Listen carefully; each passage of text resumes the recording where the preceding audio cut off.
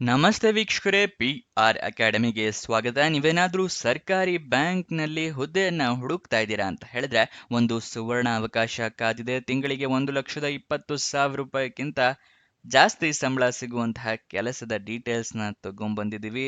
ಇದು ಯಾವ ಹುದ್ದೆ, ಹೇಗೆ ಅರ್ಜಿ ಹಾಕಬೇಕು, ಇದೆಲ್ಲದರ ವಿವರ ಸಂಪೂರ್ಣವಾಗಿ ತಿಳಿಸ್ಕೊಡ್ತೀವಿ. ವಿಡಿಯೋನ ಕೊನೆ ತನಕ ನೋಡಿ. ವಿಡಿಯೋ ಶುರು ಮಾಡೋಕ್ಕೂ ಮುಂಚೆ ನಮ್ಮ ಚಾನಲ್ ಸಬ್ಸ್ಕ್ರೈಬ್ ಆಗಿಲ್ಲ ಅಂದ್ರೆ ಇವಾಗಲೇ ಸಬ್ಸ್ಕ್ರೈಬ್ ಆಗಿರಿ. ಅದಕ್ಕೇನು ಕಾಸ್ಟ್ ಆಗಲ್ಲ, ಫ್ರೀ ಆಫ್ ಕಾಸ್ಟ್ ಇರುತ್ತೆ. ಅದಕ್ಕೋಸ್ಕರ ಸಬ್ಸ್ಕ್ರೈಬ್ ಆಗಿ ಪ್ರತಿದಿನ ಗೌರ್ಮೆಂಟ್ ಜಾಬ್ ಡೀಟೇಲ್ಸ್ನ ಪಡ್ಕೊಳ್ಳಿ.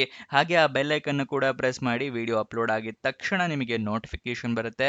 ಆದಷ್ಟು ಬೇಗ ನೀವು ಅರ್ಜಿಯನ್ನ ಹಾಕಬಹುದು. ಇವಾಗ ವಿಡಿಯೋನ ಶುರು ಮಾಡೋಣ.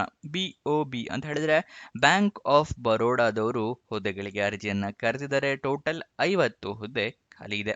ಉದ್ಯೋಗ ಸ್ಥಳ ಅಖಿಲ ಭಾರತದಲ್ಲಿ ಹುದ್ದೆಗಳು ಖಾಲಿ ಇರುತ್ತೆ. ಯಾವ ಹುದ್ದೆ ಅಂತ ನೋಡೋದಾದ್ರೆ ಮ್ಯಾನೇಜರ್ ಹುದ್ದೆ ಇದಾಗಿದೆ.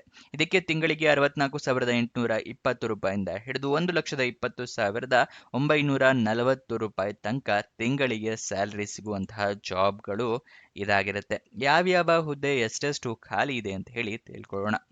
ಮ್ಯಾನೇಜರ್ ಕ್ರೆಡಿಟ್ ಅನಲಿಸ್ಟ್ ಹುದ್ದೆ 1 ಖಾಲಿ ಇದೆ. ಸೀನಿಯರ್ ಮ್ಯಾನೇಜರ್ ಕ್ರೆಡಿಟ್ ಅನಲಿಸ್ಟ್ ಹುದ್ದೆ 25 ಖಾಲಿ ಇದೆ. ಚೀಫ್ ಮ್ಯಾನೇಜರ್ ಕ್ರೆಡಿಟ್ ಅನಲಿಸ್ಟ್ ಹುದ್ದೆ 2 ಖಾಲಿ ಇದೆ. Senior manager C&IC relationship manager ಹುದ್ದೆ 16 ಖಾಲಿ ಇದೆ. Next chief manager and C&IC relationship manager ಹುದ್ದೆ 6 ಖಾಲಿ ಇರುತ್ತೆ. ಟೋಟಲ್ 50 ಹುದ್ದೆಗಳು ಖಾಲಿ ಇದೆ.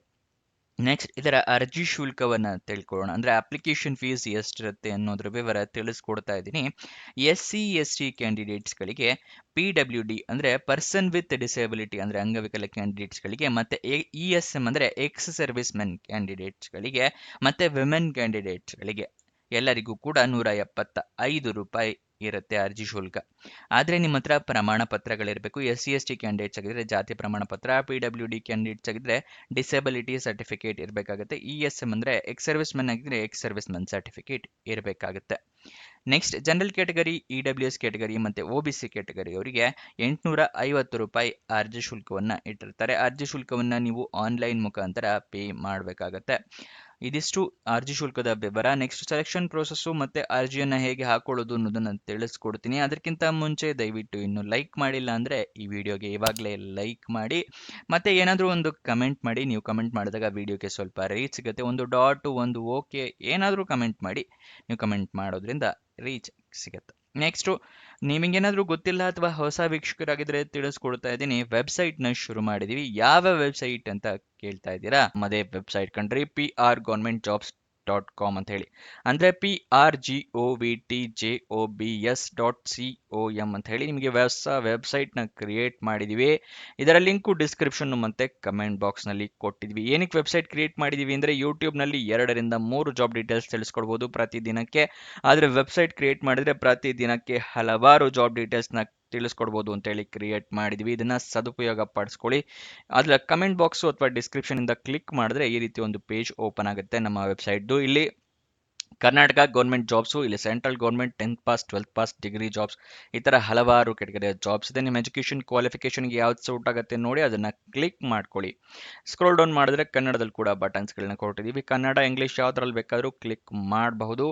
ಸ್ಕ್ರೋಲ್ ಡೌನ್ ಮಾಡಿದ್ರೆ ಇಲ್ಲಿ Karnataka government jobs, central government 10th pass ಜಾಬ್ಸ್ನ ಲಿಸ್ಟ್ಗಳನ್ನ ಕೊಟ್ಟಿದ್ದೀವಿ.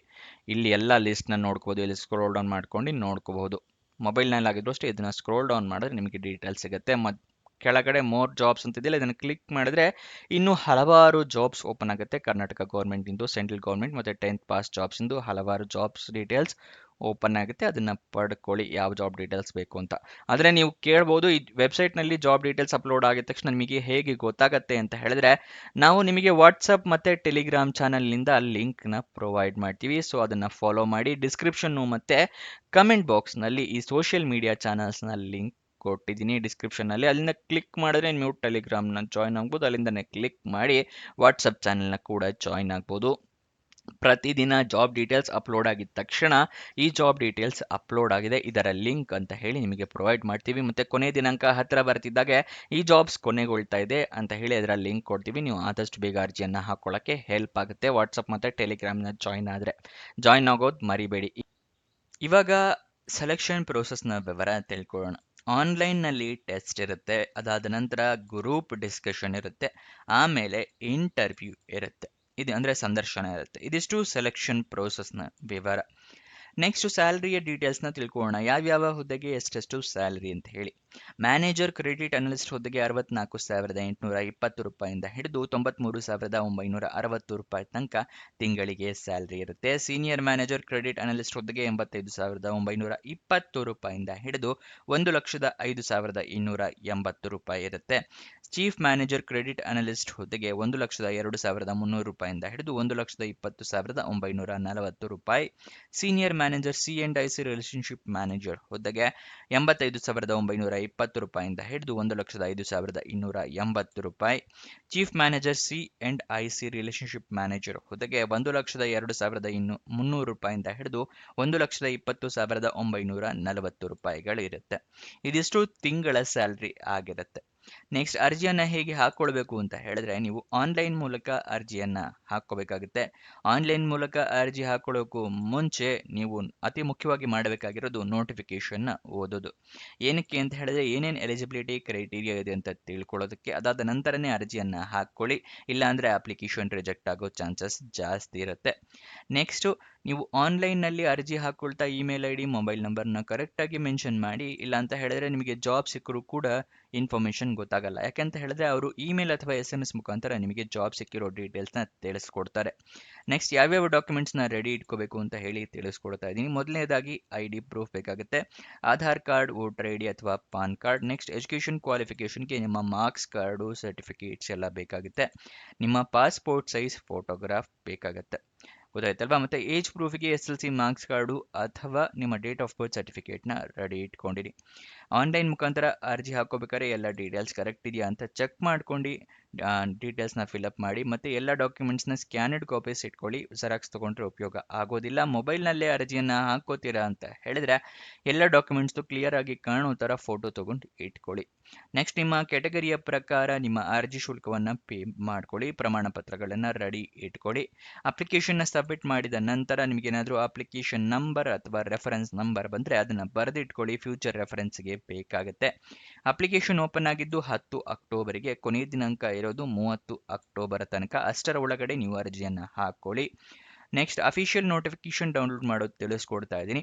ನಿಮಗೆ ಡಿಸ್ಕ್ರಿಪ್ಷನ್ ಮತ್ತು ಕಮೆಂಟ್ ಬಾಕ್ಸ್ನಲ್ಲಿ ಎರಡನೇ ಲಿಂಕನ್ನು ಕ್ಲಿಕ್ ಮಾಡಿದ್ರೆ BOB bank of Baroda job details open ಆಗುತ್ತೆ. ಸ್ಕ್ರೋಲ್ ಡೌನ್ ಮಾಡಿ ಫುಲ್ ಕೆಳಗಡೆ ಬಂದರೆ ಅಫಿಷಿಯಲ್ ನೋಟಿಫಿಕೇಶನ್ ಅಂತ ಇದೆಯಲ್ಲ, ಅದರ ಪಕ್ಕದಲ್ಲೇ ಕ್ಲಿಕ್ ಹೇರ್ ಅನ್ನೋದನ್ನ ಕ್ಲಿಕ್ ಮಾಡಿ ನಿಮಗೆ ನೋಟಿಫಿಕೇಶನ್ ಓಪನ್ ಆಗುತ್ತೆ. ಇಲ್ಲಿ ಎಲ್ಲ ಡೀಟೇಲ್ಸ್ನ ಕೂಡ ತಿಳ್ಕೋಬಹುದು. ನೆಕ್ಸ್ಟ್, ಆನ್ಲೈನ್ ಮುಖಾಂತರ ಅಪ್ಲಿಕೇಶನ್ ಹಾಕೋದಕ್ಕೆ ಅದರ ಲಿಂಕ್ ಕೂಡ ಅದರ ಕೆಳಗಡೆನೇ ಇದೆ. ಅಪ್ಲೈ ಆನ್ಲೈನ್ ಅನ್ನೋದರ ಪಕ್ಕ ಕ್ಲಿಕ್ ಹಿಯರ್ ಅನ್ನೋದನ್ನ ಕ್ಲಿಕ್ ಮಾಡಿ ನಿಮಗೆ ಅಂದರೆ ಅಪ್ಲಿಕೇಶನ್ ಲಿಂಕ್ ಓಪನ್ ಆಗುತ್ತೆ. ಮುಂಚೆನೇ ರಿಜಿಸ್ಟ್ರೇಷನ್ ಆಗಿದ್ರೆ ಲಾಗಿನ್ ಕ್ಲಿಕ್ ಮಾಡಿ. ರಿಜಿಸ್ಟ್ರೇಷನ್ ಆಗಿಲ್ಲ ಅಂತ ಹೇಳಿದ್ರೆ ರಿಜಿಸ್ಟರ್ ಅನ್ನೋದನ್ನ ಕ್ಲಿಕ್ ಮಾಡಿ. ಆವಾಗ ಈ ರೀತಿ ಒಂದು ಪೇಜ್ ಓಪನ್ ಆಗುತ್ತೆ. ಇಲ್ಲಿ ಯಾವ ಪೋಸ್ಟ್ಗೆ ಅರ್ಜಿಯನ್ನು ಹಾಕ್ತಾ ಇದ್ದೀರಾ ಮತ್ತೆ ನಿಮ್ಮ ಇಮೇಲ್ ID, ನಿಮ್ಮ ಬೇಸಿಕ್ ಇನ್ಫಾರ್ಮೇಷನ್ ಎಲ್ಲದನ್ನು ಕ್ಲಿಕ್ ಮಾಡಿ. ಇಲ್ಲಿ ಕ್ಯಾಪ್ಚಾ ಅಂತ ಕಾಣಿಸ್ತಿಲ್ಲ, ಇಲ್ಲಿ ನಂಬರು, ವರ್ಡ್ಸ್ ಎಲ್ಲ ಕಾಣಿಸ್ತಿಲ್ಲ, ಅದನ್ನು ಇಲ್ಲಿ ಟೈಪ್ ಮಾಡಿ ಪ್ರೊಸೀಡ್ ಕೊಡಿ. ನಿಮ್ಮ ರಿಜಿಸ್ಟ್ರೇಷನ್ ಕಂಪ್ಲೀಟ್ ಆಗುತ್ತೆ. ಅದಾದ ನಂತರ ನೀವು ಲಾಗಿನ್ ಆಗಿ ನೀವು ಅಪ್ಲಿಕೇಶನ್ ಹಾಕೋಬಹುದು. Official website address bankofbaroda.bank.in. ಇದು ಅಫಿಷಿಯಲ್ ವೆಬ್ಸೈಟ್ನ ಅಡ್ರೆಸ್ ಆಗಿರುತ್ತೆ.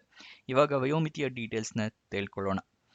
ಮ್ಯಾನೇಜರ್ ಕ್ರೆಡಿಟ್ ಅನಲಿಸ್ಟ್ ಹುದ್ದೆಗೆ 25ರಿಂದ 30 ವರ್ಷ ವಯೋಮಿತಿ. ಸೀನಿಯರ್ ಮ್ಯಾನೇಜರ್ ಕ್ರೆಡಿಟ್ ಅನಲಿಸ್ಟ್ ಹುದ್ದೆಗೆ 28ರಿಂದ 35 ವರ್ಷ ವಯೋಮಿತಿ. ಚೀಫ್ ಮ್ಯಾನೇಜರ್ ಕ್ರೆಡಿಟ್ ಅನಲಿಸ್ಟ್ ಹುದ್ದೆಗೆ 32ರಿಂದ 42 ವರ್ಷದವರು ಅರ್ಜಿ ಹಾಕಬಹುದು. Senior manager C&IC relationship manager ಹುದ್ದೆಗೆ 28ರಿಂದ 35 ವರ್ಷ. Chief manager C&IC relationship manager ಹುದ್ದೆಗೆ 32ರಿಂದ 42 ವರ್ಷ ವಯೋಮಿತಿಯ ಡೀಟೇಲ್ಸ್ ಆಗಿರುತ್ತೆ. ಎಲ್ಲ ಹುದ್ದೆಗೂ ಕೂಡ ವಯೋಮಿತಿಯ ಸಡಿಲಿಕೆ ಅಂದರೆ ಏಜ್ ರಿಲ್ಯಾಕ್ಸೇಷನ್ ನ ಕೊಟ್ಟಿರ್ತಾರೆ. OBC ಕ್ಯಾಂಡಿಡೇಟ್ಸ್ ಆಗಿದ್ರೆ 3 ವರ್ಷಗಳ ಸಡಿಲಿಕೆ ಕೊಟ್ಟಿದ್ದಾರೆ. SC/ST ಕ್ಯಾಂಡಿಡೇಟ್ಸ್ ಆಗಿದ್ರೆ 5 ವರ್ಷದ ಸಡಿಲಿಕೆಯನ್ನು ಕೊಟ್ಟಿದ್ದಾರೆ. PWD ಅಂದ್ರೆ ಪರ್ಸನ್ ವಿತ್ ಡಿಸೇಬಿಲಿಟಿ ಅಥವಾ ಅಂಗವಿಕಲ ಕ್ಯಾಂಡಿಡೇಟ್ಸ್ ಅಂತ ಏನು ಹೇಳ್ತೀವಲ್ಲ, ಅವರು ಜನರಲ್ ಕ್ಯಾಟಗರಿ ಅಥವಾ EWS ಕ್ಯಾಟಗರಿ ಆಗಿದ್ರೆ 10 ವರ್ಷಗಳ ಸಡಿಲಿಕೆಯನ್ನು ಕೊಟ್ಟಿದ್ದಾರೆ. ಡಿಸೆಬಿಲಿಟಿ ಕ್ಯಾಂಡಿಡೇಟ್ಸ್ ಒಬಿಸಿ ಕ್ಯಾಟಗರಿ ಆಗಿದ್ದೆ 13 ವರ್ಷದ ಸಡಿಲಿಕೆಯನ್ನು ಕೊಟ್ಟಿದ್ದಾರೆ. ಅಂಗವಿಕಲ ಕ್ಯಾಂಡಿಡೇಟ್ಸ್ ಎಸ್ಸಿ ಎಸ್ಟಿ ಕ್ಯಾಟಗರಿ ಆಗಿದ್ರೆ 15 ವರ್ಷಗಳ ಸಡಿಲಿಕೆಯನ್ನ ಕೊಟ್ಟಿದ್ದಾರೆ. ಮತ್ತೆ ಈ ಸಡಿಲಿಕೆ ಎಲ್ಲ ಪಡ್ಕೋಬೇಕು ಅಂದ್ರೂ ಕೂಡ ನಿಮ್ಮ ಹತ್ರ ಸರ್ಟಿಫಿಕೇಟ್ಸ್ ಅಂದ್ರೆ ಪ್ರಮಾಣ ಪತ್ರಗಳಿರಬೇಕು. ಒಬಿಸಿ ಪ್ರಮಾಣ ಪತ್ರ, ಎಸ್ಸಿ ಎಸ್ಟಿ ಆಗಿದ್ರೆ ಜಾತಿ ಪ್ರಮಾಣ ಪತ್ರ, ಪಿಡಬ್ಲ್ಯೂ ಡಿ ಕ್ಯಾಂಡಿಡೇಟ್ಸ್ ಆಗಿದ್ರೆ ಅಂಗವಿಕಲತೆ ಪ್ರೂವ್ ಮಾಡುವಂತಹ ಪ್ರಮಾಣ ಪತ್ರ ಅಂದ್ರೆ ಡಿಸೆಬಿಲಿಟಿ ಸರ್ಟಿಫಿಕೇಟ್ಸ್ ಇವೆಲ್ಲ ಇರಬೇಕಾಗುತ್ತೆ. ಎಜುಕೇಷನ್ ಕ್ವಾಲಿಫಿಕೇಶನ್ ಅನ್ನು ನೋಡೋದಾದ್ರೆ CA, CMA, CS, CFA, graduation, post graduation ಆಗಿರೋರು ಅರ್ಜಿಯನ್ನ ಹಾಕೋಬಹುದು. ಇದಿಷ್ಟು ಈ ಜಾಬ್ನ ವಿವರ. ಕೊನೆ ತನಕ ನೋಡಿದಕ್ಕೆ ಧನ್ಯವಾದ.